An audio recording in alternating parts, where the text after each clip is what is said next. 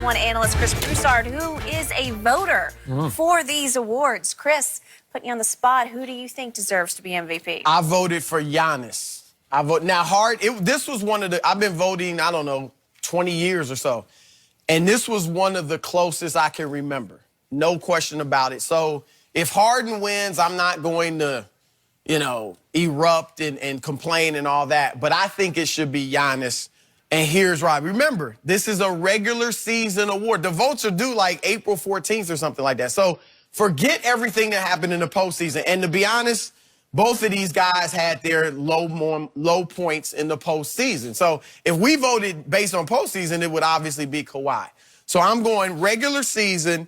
We can go through the stats. Obviously, Giannis was great offensively, rebounded the basketball, had 6 assists a game, was arguably not only one of the top 5 offensive players in the league, but one of the best, arguably the best defensive player in the league. In fact, he's one of the 3 finalists for Defensive Player of the Year with Rudy Gobert and Paul George. And I voted for Giannis for Defensive Player of the Year. So does it on both ends of the floor. But let's get to the crux of the matter. Because the argument for James Harden is this. Houston was floundering. They were done. They were 11-14 in early December, and Harden went on this 30-point tear, and he saved their season, right? My point is this. Why should we reward Harden why did they get in the hole? He allowed them to fall into an 11-14 hole with Chris Paul healthy, with Clint Capella healthy, with Eric Gordon healthy. All those guys were healthy when they were 11-14. So he essentially was spectacular for 4.5 months of a 6-month season in terms of individual play and winning. He was spectacular individually the whole year, but in terms of winning, which is important in this, he was only great for 4.5 months. Giannis never allowed Milwaukee to fall into a hole. They were right out of the gate, I think 7-0. They only lost 2 games straight once the whole year. He was great individually and team-wise, winning-wise, the entire 82-game season. He's better on both ends of the floor on defense than Harden, way better. It's got to be Giannis. Got to be. And I just convinced Shannon. I can tell by the look on his face. Oh, you already know you didn't convince me because I was trying to convince you during the season that it should be James Harden. Because let me tell you why I think it should be James Harden. James Harden was 3rd in the NBA in minutes at 37. Giannis was 42nd at 32. And here's the thing that you keep saying that Chris Paul was there. Chris Paul missed 24 games. Clint Capella missed 15. Eric Gordon missed 14. That's 53 total games between their 2nd, 3rd, and 4th best players. Middleton missed 5 games. Bledsoe missed 4. Brook Lopez missed 1. That's 10 games between their 2nd, 3rd, and 4th best players.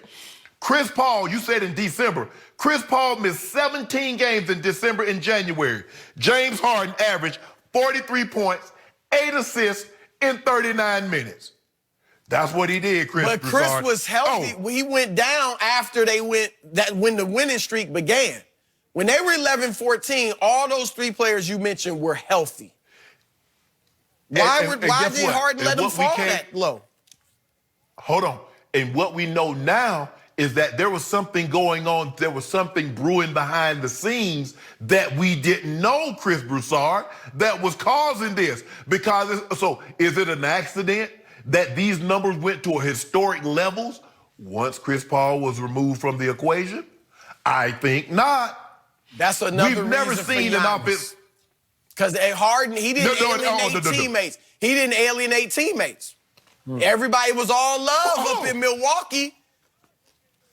Hold on. Well, why is it? Hold on. How is it James Harden? Because we've seen 2 places that Chris Paul has been and teammates have been alienated. He goes through a 3rd. Nobody else from that team. There was no one from the Clippers that claimed except Chris Paul. There's no one that came from the Hornets or the Pelicans, whatever they were before they changed their name, came to Houston except Chris Paul. So what we're seeing is a common denominator here. The numbers that this guy was able to put up on a nightly basis is that something we had never seen. Only 7 guys have this many points more per game than James Harden. 5 of them belong to Wilt. 1 belongs to Michael. The other belongs to Elgin Baylor. When you start getting to that historic type of category, man, MVP should be on your mantle. So allow me to say before I answer this question, this is going to be really hard for me to watch tonight because I just recently had to watch Giannis get exposed in the playoffs. He got exposed. And I recently had to watch James Harden do what he has too often done in the big game playoff stages, and that is failed miserably. Whether they had bickering going on, I don't know, but he failed miserably, and we've seen that regularly throughout his career. So now tonight I have to sit and watch, and I know I get it. The definition of the award is what did you do in the regular season? But, man, it's got a big asterisk in my mind about it because I'm like, I don't know. Is it possible number 2 wins the award tonight in a shocker, like he's an upset win? Not at all. You sure? There's not going to be a write-in vote, a late write-in vote? But it is too bad. We couldn't have had this. There's that lull before the playoffs start. I don't know what it is, 4 or 5 days? Why couldn't we just turn around and just do it you could on a extend Thursday it a night? You could extend it a week. Okay. You know, give them a few more days off. All right. And have a show. I agree. Just do the big, and it would really matter then. We'd be all over it. I'd be really, boy, because then I'd have no playoff inglory to taint my view of these guys. I'd be thinking Giannis just had a breakout season, and I'm with you. I'm torn. I'm where I was. I'm with Shannon on this one because in the end, I do have to make one point for James's year on defense. He was second in the NBA in steals, and he was second in deflections. Is that not pretty good? Yeah, he was better doesn't that have impact on your basketball team? And then if you have 32 straight games of 30-plus points, that was revolutionary to me for a 6'5" guy to do that basically from the perimeter. 32 straight games, and his scoring average is the highest since Michael's in 86, 87. Wow, that's pretty great. And I do think, I'm with you on they struggled early because they were all struggling, and he was struggling too.